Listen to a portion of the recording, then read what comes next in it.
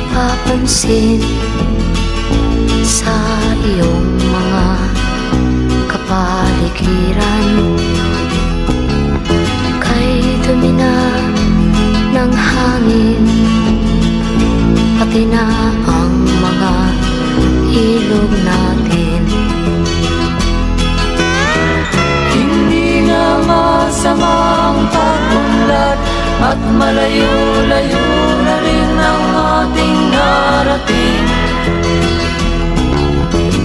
Ngunit masdan mo ang tubig sa dagat, dati kulay asul, ngayon'y naging itim. Ang mga duming ating ikinalat sa hangin, sa langit, huwag na nating paabutin. Upang kung tayo'y pumanaw man sa riwang hangin, sa langit natin matitikman.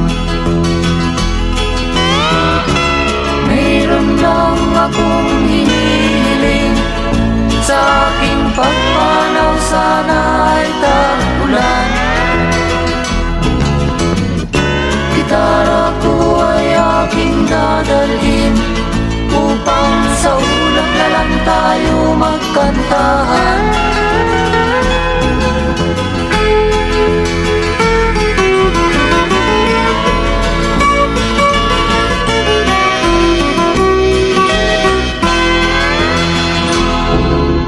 Ang mga batang ngayon lang isinilang, may hangin pa kayang matitikman. May mga puno pa kaya silang aakyatin, may mga ilog pa kayang lalamuyan. Bakit di natin pag-isipan ang nangyayari sa ating kapaligiran? Hindi nga masama ang pag-unlad, kung hindi nakakasira ng kalikasan.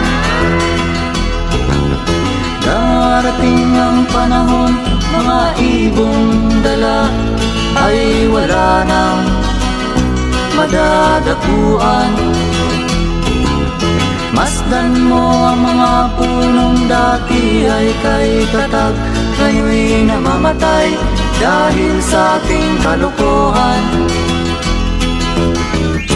Lahat ng bagay na narito sa lupa, biyayang galing sa Diyos kahit nung ika'y wala pa.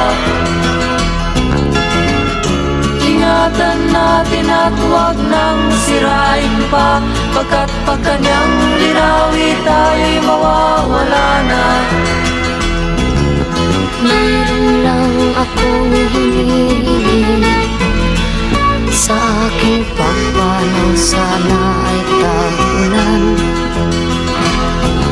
Gitara ko ay aking dadalhin, upang sa ulap na lang